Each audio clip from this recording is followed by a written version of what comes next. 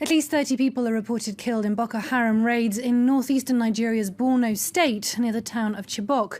Witnesses are reporting this Friday that 2 villages were torched and completely destroyed by the rampaging militants on Thursday.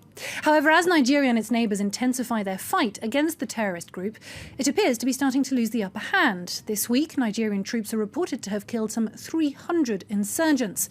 Meanwhile, Chadian troops crossed into the northeast of the country to lend their support. And after clashes around the city of Dikwa, the army reported the death of 117 Boko Haram fighters, as well as 2 Chadian troops. I should warn you that the exclusive footage in this report contains some disturbing images. The Chadian army demonstrated it was one of the most powerful in the region.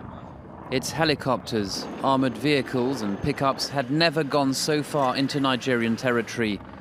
The violent clashes took place on Tuesday in Dikwa, some 50 kilometres from the Cameroonian border. Chad said it had killed 117 Boko Haram fighters and lost 2 soldiers. The commander-in-chief of the Chadian army went to Dikwa. He said he remained optimistic. Our troops have already fought against Boko Haram in 7 battles. So they're starting to understand the way they operate, which is asymmetric warfare. Therefore, we're progressively going to limit the damage we face.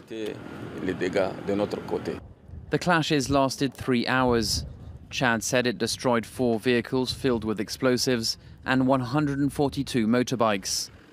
The soldiers found dozens of weapons, guns, AK-47s, but also computers. Chad, unlike Cameroon, has obtained the right to pursue Boko Haram into Nigerian territory.